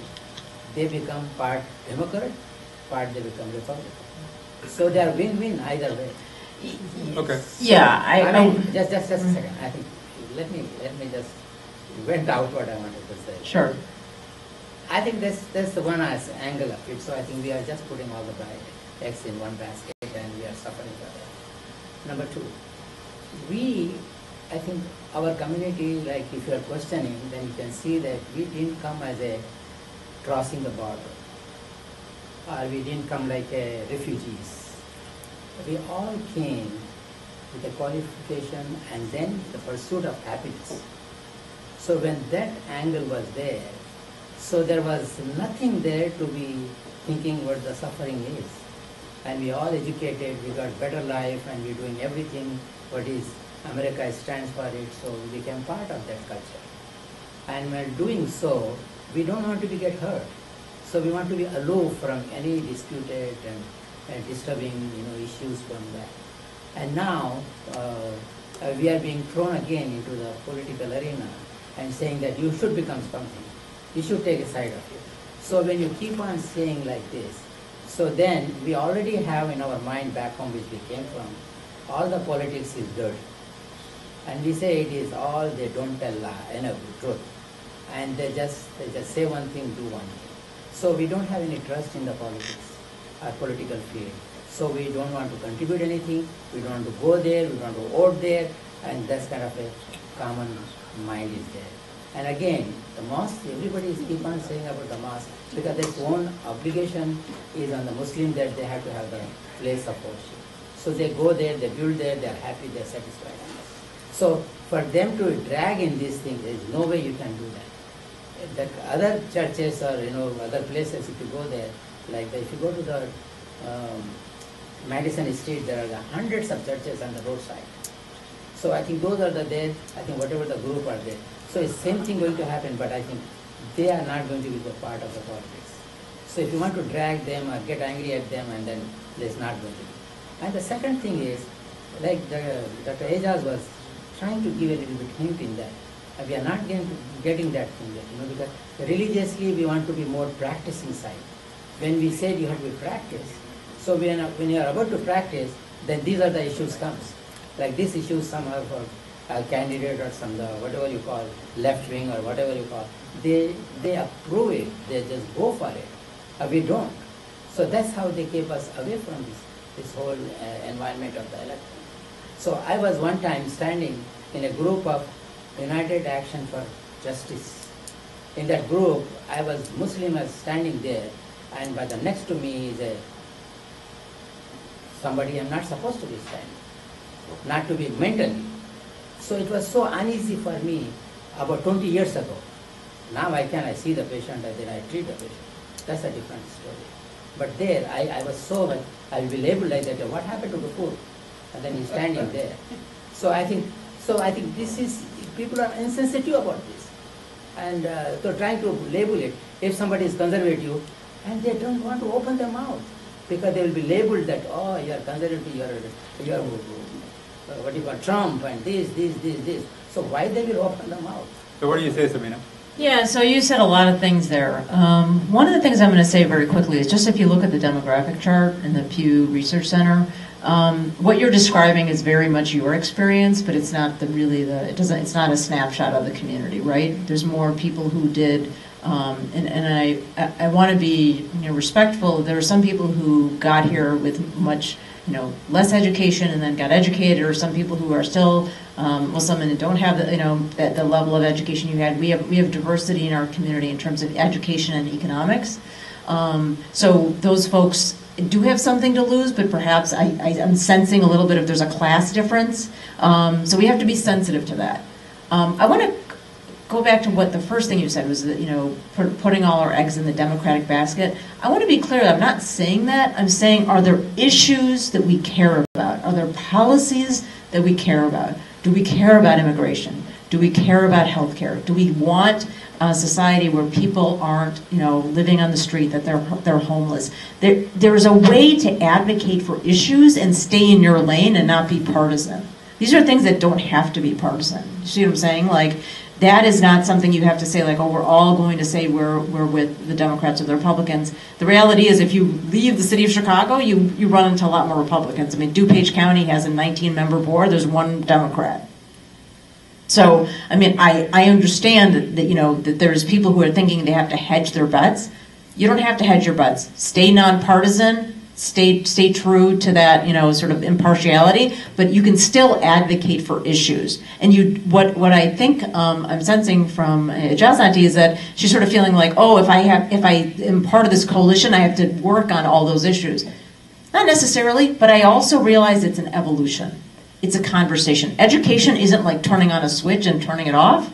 It's about listening and learning and being open to it. So that's my invitation to you. You said a couple other things, but I also think that there's something you said, Democrat, you said sort of the class issue. The issue of the mosque and the obligation, again, I'm going to repeat what I said earlier. We can have all these masjids around the city. How many of them are single source or single country, where there's sort of all people who are South Asian, all people who are Arab, and you have these silos? And that is how you're not getting this, you're not actually creating this unity in real time, right? In terms of when you go to worship, when you go to Jummah, you're not actually seeing the diversity of the community that actually exists. So that, I think, comes back to my original question about why the Hindu community is so successful and the Muslim community is not.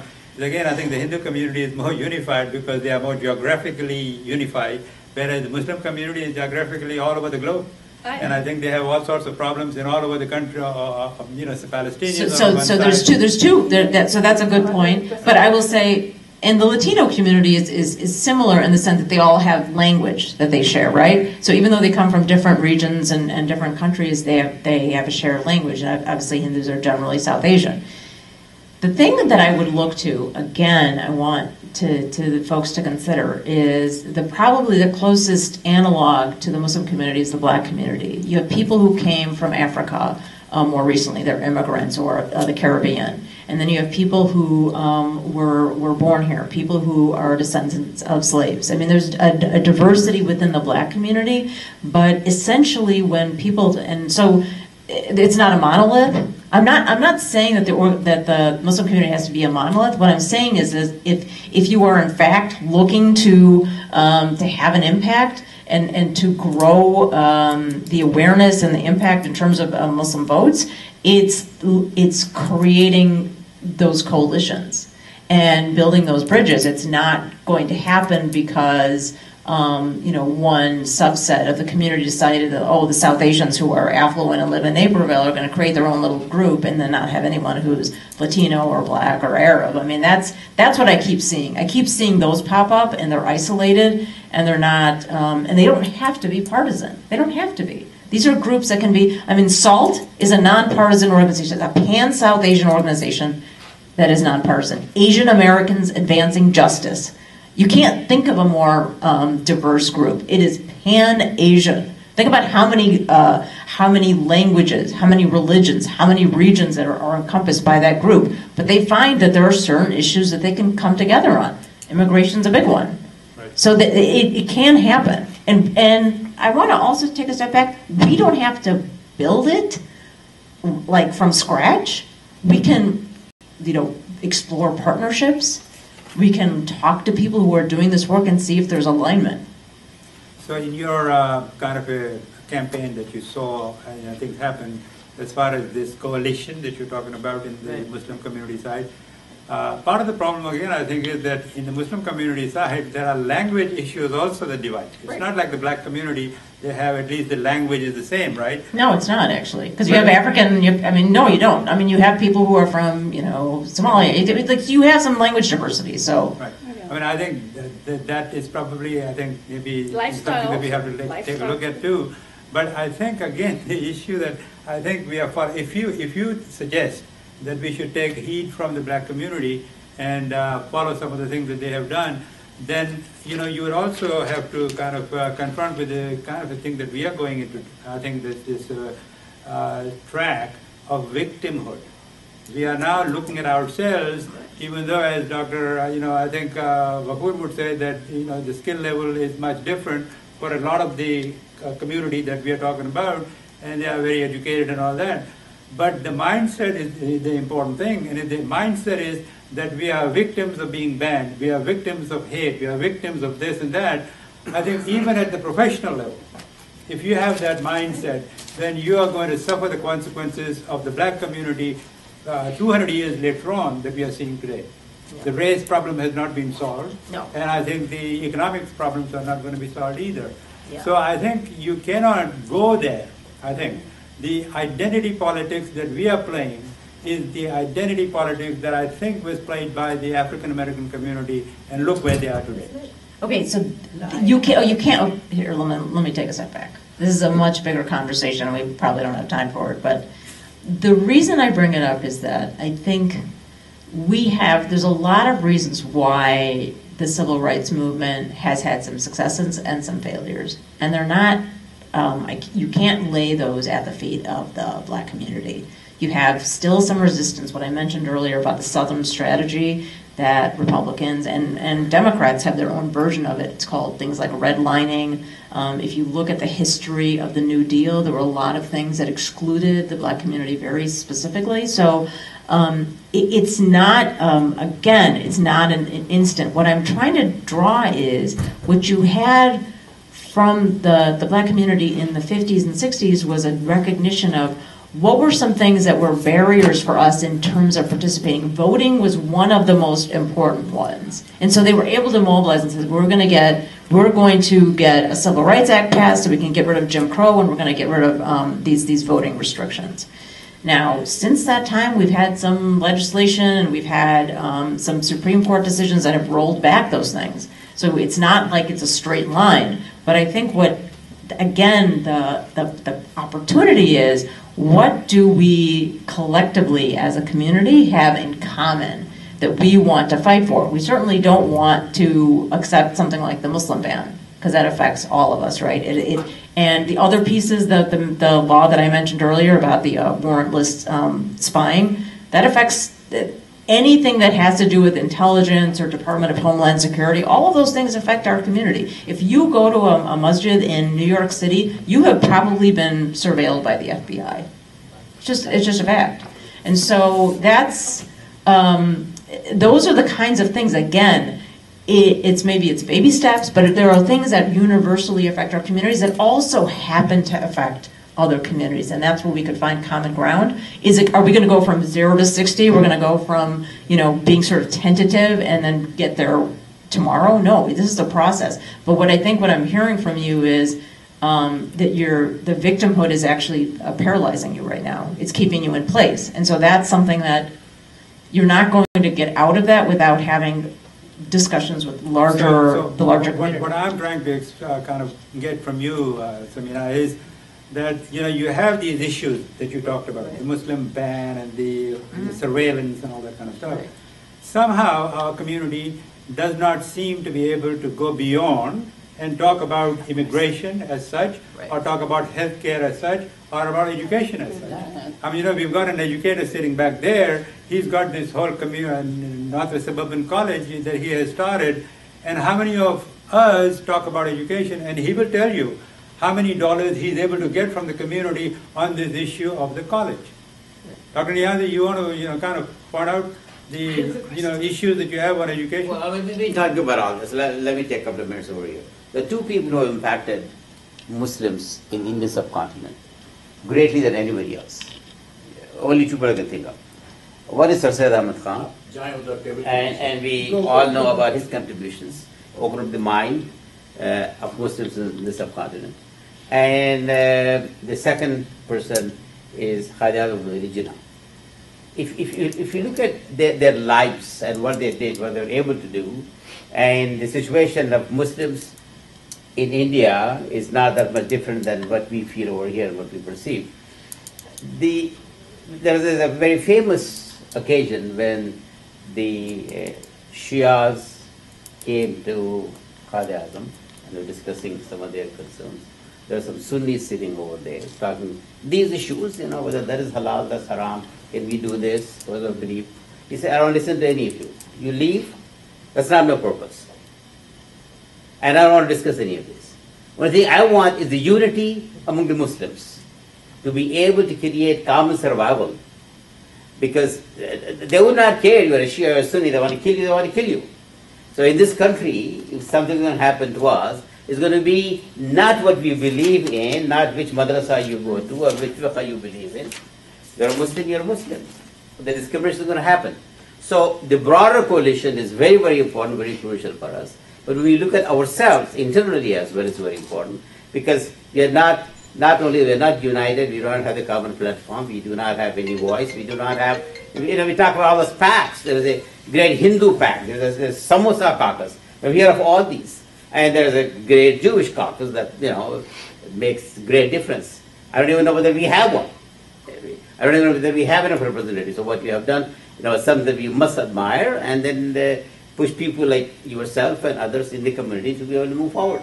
So let's not talk about trivial things. And you are exactly right. It's very easy for us to be able to contribute to massages because we've been geared to do this for centuries. I said you go to masjid, you got a house in Jannah, and you see the direct relationship, and I do not blame people because they do that, because they're geared to doing it for centuries. I mean, even in back home, people come in, they knock your door, you give them some money, this is for masjid. So the mindset has to change. We need to support education, we need to support empowerment, we need to support political involvement that you have. All that will come. I think we need a lot more organization. And what Dr. Azhar Khader does with the healthcare and all that, I mean, this awareness is not there. Now here you are, you are speaking, we got 8-10 people, so I tell the community, where are they? I mean, these are very, very important issues to the community. But the question is support. Can I add one thing? Actually, what we talked today, this is something like political engagement or civic engagement, right? It's a classified field, right? Everybody cannot decide political decisions, cannot have those political decisions. So the need is that we should have in every Muslim community, every block or some big mosques, some civic engagement groups, like some those. Right, exactly. The committees I was just describing. That solves your problem actually. They discuss with the politicians, they discuss with the government, everything, and then they decide one thing. Oh, our Muslim community, they issue some guideline for the Muslim community. Now we have institutions. Now we have Muslim community getting somewhere at some place. We only need civic engagement groups. We definitely need all over. Before I go away, not the suburban guys, he's trying to work on this, I want to say about the college. I got to say it. We are about 10 years old. We got 10th year celebration coming up. I'll have some flyers over here for you guys. Make sure you come. So I got to put in a plug right now. Yeah. Absolutely. And it's on the 20th of October. I invite every one of you to come and participate in our 10th year celebration.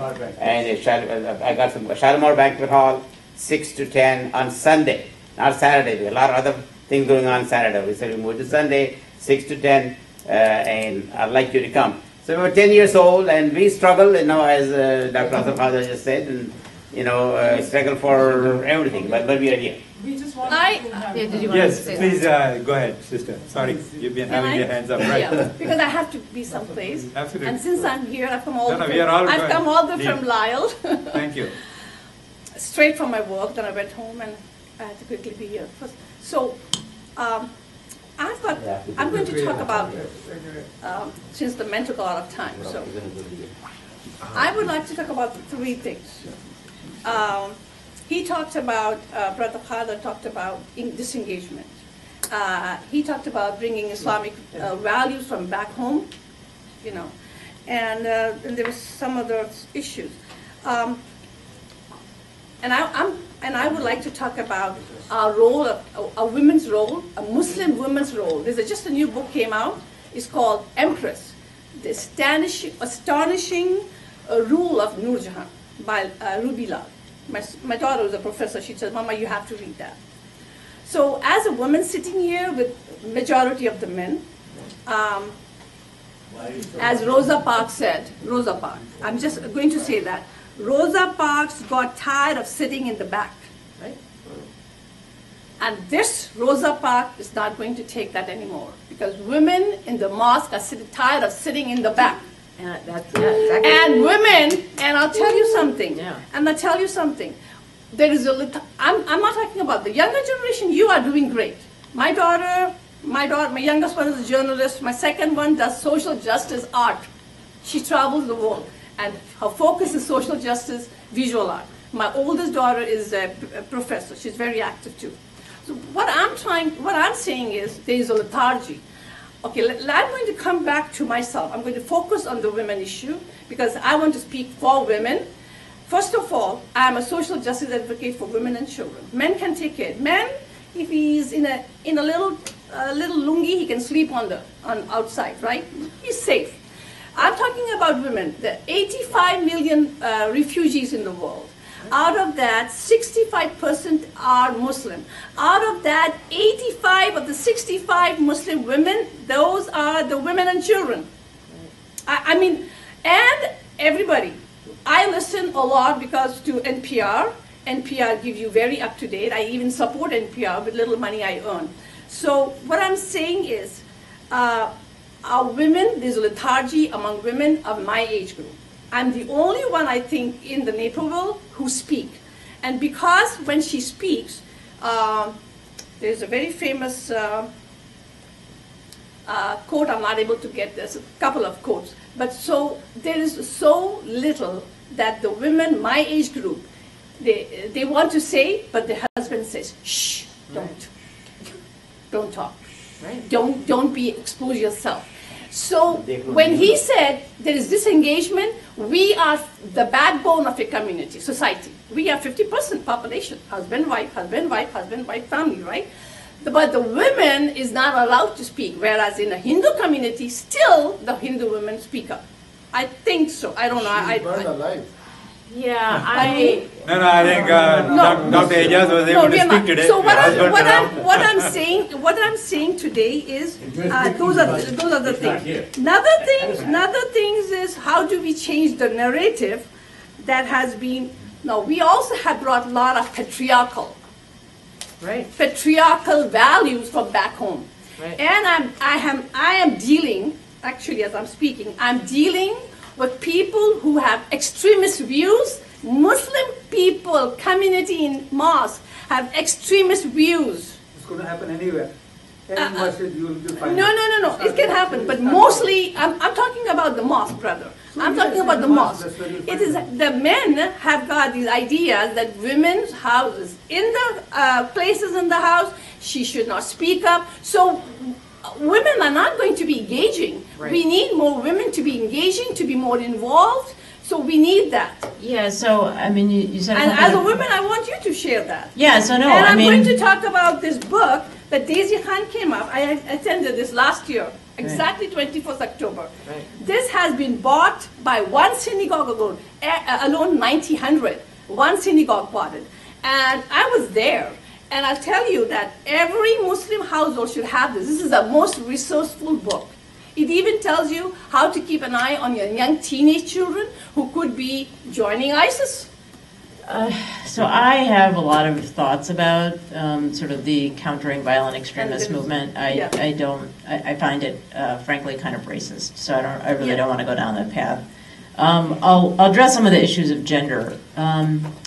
One of the reasons why you have folks that don't turn out to the polls is because they feel like nobody cares about their issue and nobody cares about them. They feel disenfranchised, disengaged. It's a vicious cycle. There was a really well done article about that was written about the city of Milwaukee, and it was talking about sort of economic decline and how you saw very little turnout in the 2016 election. And so I mentioned it earlier when I said the 20% of women in Congress, and quickly said how many of your community organizations, masjids, have women on the board. Where are you? Are you growing leaders in your own community? In this last cycle, a lot of the Muslims who were running for office were women. So, I mean, clearly it's not that we're incubating them, is that, I sought out leadership opportunities everywhere, in South Asian organizations and Asian organizations and non-Asian organizations. I sought out leadership opportunities. So that was something I chose to do, and I felt like that was something I was interested in. I was passionate about certain issues in the community, but it should be there should be some natural opportunities within the community, and you see that actually when I visited the Mandir, there were a couple of women, younger women in their 20s and 30s, who were on that committee, and they literally took me around the entire Mandir. They knew everything about the Mandir, everything about the history, and they were educating me about their history, their religion, and their culture. And so it was they were being groomed to be leaders in their Mandir. So that was very clear, and I thought that was really powerful.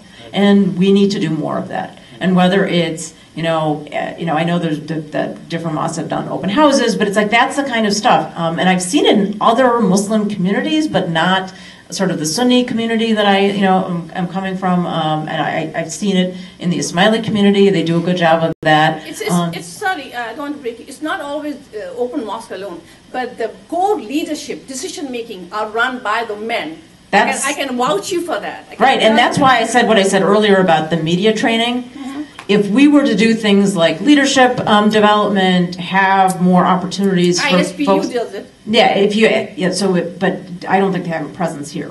So it would just be a matter of reaching out to them and getting the resources or getting someone to come out here. I forget what the acronym stands for. Institute of Policy, Social Policy Institute, something. And understanding, I think, right? Okay. Yeah. And it's based in D.C. Yeah. No, I thought it was based in D.C. And I would like you to touch upon think tanks. We, in America, I've looked up, I did a research because there was some discussion. Right. There are no think tanks of Muslims in America. There are more Hindus than, I'm talking about just in that respect. The other thing I'm going to say is I know I say look to models of communities, but you also can't be sort of, disheartened when you see other communities doing better. Like, don't be like, oh yeah, they did it better than us and feel bad about it. Look to them as like inspiration. Mm-hmm. Yeah, they're doing the work and they're building, like HAF, Hindu American Foundation, is pretty powerful. And it's not always in our interest what they are pushing for. I mean, I've met some of those folks. They're well funded. Mm-hmm. And they also bring people together. I know that they did a summit where they were bringing together people who are interested in politics and also candidates. They know and they're doing that regularly. So but again, it's not a sinister thing. It's like they understand what their issues are. They're bringing their community together and they're mobilizing. So it's, instead of saying, oh, they're doing it and kind of like a competition, let's put our resources. I know some Gujarati young girls from right. high school. They are taking Stephen Covey program of leadership. Stephen Covey usually gives to big corporate men. And he's passed away since, but he yeah. passed away, yeah. But yeah. Stephen Covey's book, the seven effective, yeah. right? Those kind of. But it could be even simpler than that. Right. You could have a Toastmasters chapter. I mean, there's some things that the community could do that are free, you could do together, and that would be inexpensive. It's like, how are we just grooming people to be at that next stage? Are there any avenues? Is there a youth board? Things like that. I didn't get a chance to talk to you, that lady back there. You want to introduce yourself? You're a new person. We haven't seen you before, and tell us a little bit about your response. You are a young person. Just introduce yourself. Yeah, I'm Tahani. I live in the Rolling Meadows area. I'm here, well, I found out about this through camp, and I came because I'm with Islamic Relief. You want to say what camp is? Yeah, the Council of Advancement of Muslim Professionals. There you go. So And how often do you meet? I'm not part of the camp thing, but camp works with Islamic Relief, which is where I work with. Okay. And so I get their newsletters, so this is how I found out about it. And so I wanted to come here, one, because I've always been interested in politics, and two, because I'm with Islamic Relief, and I wanted to... What's your position at Islamic I'm the Relief? events coordinator. Okay. Yeah, and I wanted to... How long have you been with them? May. I started May, so I started right before Ramadan in May. Is it a paid position? Yes. Okay. And what are you promoting? So I'm promoting this event, a fundraising event that we're having for Pakistan. So Islamic Relief has their an office in Pakistan where they do a lot of work with the women and children as far as women empowerment, providing clean water, investing in business initiatives so that women and can have sustainable lives over there. Right. So all the money we raise at this event is going to Pakistan and all our projects Right. there. Right. So that's why the part of the reason why I came was so I can get people interested and kind Right. of mobilize the community as we're all referring to come to this event. And that's a perfect example. Sorry if you had to No, do I'm something else. yeah. Yeah, no, it's great. Those are perfect examples. Like, you wanted to say those three little points you just said. What are the three issue points that the Islamic Relief is working on for that particular fundraiser? Women empowerment, clean water, and then investing in business initiatives so that women can live sustainable lives. See, like those are the kinds of things that don't have to be partisan.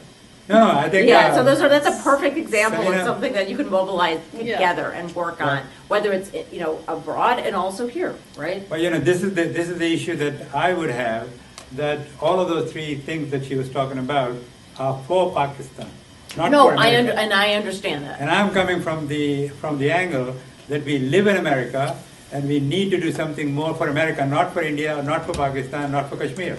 So I appreciate that because I do see a lot of people thinking, oh, we need to send money back home. But I also feel like we can walk and chew gum at the same time. Like we should. There's a way. Right. There's a way to think about the community and recognize the global nature of it, and also have a place for the diversity of the community here. I think there is too much of the back home. I'm thinking of back home. I'm only thinking of back home. So I hate to tell people, oh, don't even think about it anymore. Forget those people. Like you might still have family there. That would be callous. Well, you could do both. Yeah, exactly. You can do both. So within your means, but you can still advocate. You could set, so like that's where I feel like it's siloed and sort of limited thinking that has people sort of stuck. Okay. Think about a couple of issues and just, that could be your issue. It could be immigration. It could be clean water. We have clean water issues in the U.S. Oh, yeah. Right. In Absolutely. Chicago, we have clean water issues. Otherwise, We have lead pipes. Can we come to one point? Because my suggestion that we should start that individuals or small groups. We have a current leadership. We have more than 100 organizations in Chicagoland alone. And you mentioned earlier that there was a issue within MCC whether you should be They given just a didn't chance yeah, to they speak didn't or understand not. the law. And Yeah. your father has spent 55 years with those organizations, so have we. And first, my question to you is, last annual dinner for CRDC, Quigley was there, but you were not there. Was that intentional? What happened there? That's one. And the second thing is, how can we engage the current leadership, which is disengaged from the social issues? Okay, so a couple of things. I think I was very disappointed with how CIOGC handled the Rabia Chaudhry issue. I thought they made a huge mistake by disinviting We her agree. and rescinding the award. Yes. So I will say very clearly that there are some organizations in our community that make mistakes. And I don't want to support communities that have tunnel vision and aren't thinking bigger. My so organization voted against that. So I'm being clear about that. And you also have to be also very clear about why Quigley showed up and what he really stands for. He voted for the warrantless spying. He's voted to expand the war in Iraq. He's voted for, not once but twice, for bills that would actually, that were redundant, that would enact the death penalty if you killed a police officer. He voted to fund ICE. So like, let's be really clear about why politicians show up. They show up because they think their presence erases their record. Okay? So Were you invited? I was not invited, and so, here's the thing, a lot of organizations in our community, and I don't want to make it about me. Yeah, you can't be everywhere. So I can't be everywhere, but I also will say a lot of organizations in our community were uncomfortable with either inviting me or having me speak, and a lot of them said, oh, we'll recognize you at your table. And I thought, I'm going to drive out here, I'm going to spend 3 hours when I'm campaigning for a federal office in a 250 square mile district, and I'm going to take 3 hours for me to eat biryani and you to just say my name from the podium. Just let's be honest, that's not a good use of my time. And it's not and frankly, going back to the point of like knowing what you know about the community, this is a community that wasn't going to, in some cases, like I went to ICN probably 2 or 3 times, Islamic Center of Naperville, and they gave me an opportunity to speak. So that was valuable. It gave me an opportunity to introduce myself to people who were potentially in my district or just people who knew people in my district, so that was valuable. But, you know, for me to show up and not have any, like, real opportunity to get my message out there and connect with people who could have been on my side, that's not a good use of my time. And so when I talk about organizations like CIOGC or Community Builders or whatever, you know, if you really want to have your issues at the forefront, you also have to give, there has to be an exchange. It has to be like, let's give folks an opportunity to speak. Let's hear what they're about, and have that opportunity for questions. It doesn't have to be at a fundraising dinner. It could be at a forum that's organized, that's specific to the community. So, I mean, I will say I have a lot of concerns about some of the largest. CARE invited Quigley to speak at their gala as a special guest. But again, here's a guy who's voted on things many times that hurt the community. Why did they invite him? Maybe they didn't know. They're a civil rights organization. It is their job to know. It is their job to know. It is their job to know. That's what people donate to. So that means That's what I'm saying. We are disconnected. But that's also not unique to CARE. That's not unique to CARE. There's a lot of organizations that are doing, that are trying to maintain relationships, as Dr. Gafur was saying, to try to maintain those relationships, thinking like the winds could change and we don't want to be on the outs. And they're and some of these people are vindictive. They will say, I'm not going to meet with you. The undocumented community said that they called out Dick Durbin. He stopped meeting with them. So they, Okay, people, but people I can, think, I think we need to wrap it up. This kind of a discussion is a long-winded discussion. Can you announce about the March 13th Women's March, please? Yeah, okay. Okay, quickly make the mark. Make the announcement. Oh, how many sisters are here, by the way? There's only 4? one. No. Okay, there's a Women's March. I've been going for the last 2 years, 3 years actually. There's a Women's March, is on October 13th, 9 a.m. Okay. That is in Grant Park. Please show up. So you want only women? No. Round of applause. Everybody can come. No, you just said only women. You're talking to only women. That's the identity politics. No, you have to do better than that. Wow, how quickly you pick on women like this. No, I'm not picking on women. I have supported these women to start a mosque of their own. Go start a mosque and I will We don't want to support start them. a mosque. No, but you already supporting all the